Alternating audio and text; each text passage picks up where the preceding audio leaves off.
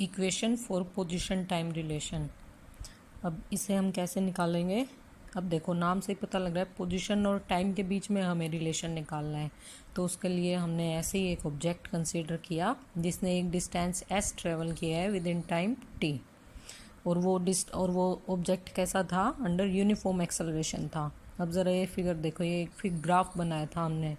Velocity time relation जब हमने निकाला तो हमने एक ऑब्जेक्ट कंसीडर किया था एट पॉइंट ए, जो इसकी इनिशियल वेलोसिटी u थी। फिर उसने कुछ डिस्टेंस ट्रेवल किया और वो पॉइंट बी पे पहुंच गया जिसकी फाइनल वेलोसिटी v थी।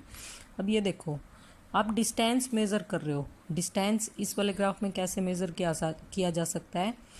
जो एरिया, ये कंप्लीट एरिया एनक्लोज्ड रहेगा, वही तो इसका डिस्टेंस था।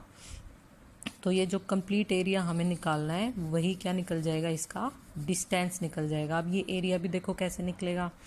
इसमें एक ये ट्रायंगल दे रखा है, ठीक है, और एक ये हमारा रेक्टेंगल दे रखा है। इट मीन्स ये कंप्लीट जो ट्रेपीजियम निकलेगा, अगर हम इसका एरिया निकाल दें तो वो हमारा डिस्टेंस के इक्वल निकल जाएगा, ठीक है।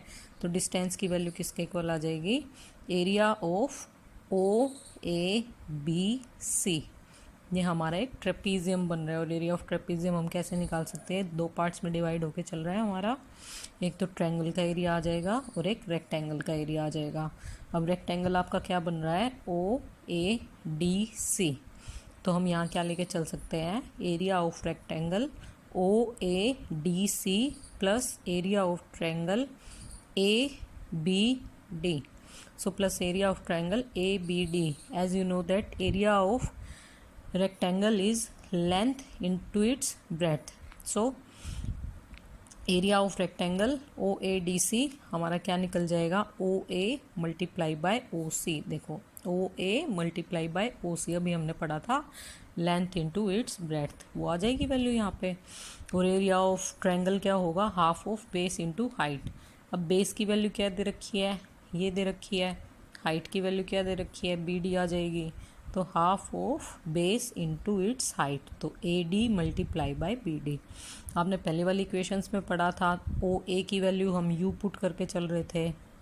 अब देखो, OC is parallel to AD। So OC किसके इक्वल लेके चल रहे हैं? हम टाइम t के इक्वल लेके चल रहे हैं। यहाँ से लेके यहाँ तक हमने t लेके चले थे, तो ये दोनों एक दूसरे के पैरेलल हैं। तो AD की वैल्यू भी क्या आ जाएगी? t के इक्वल आ जाएगी। और इससे पहले वाली जो हमने इक्वेशन निकाली थी उसमें हमने BD की वैल्यू निकाली थी। ये चेंज इन वेलोसिटी देके चल रहा है पर यूनिट टाइम पे, तो BD की वैल्यू हमारी a इंटू टी आ गई थी यहाँ से, एक्सेलरेशन इंटू टाइम। तो s की वैल्यू क्या आ जाएगी? s इज इक्वल टू, जब सारी वैल्यू पुट करोगे, u multiply by T plus half. अब AD की वैल्यू t थी, t multiply by AT। So S is equal to ut plus half AT square.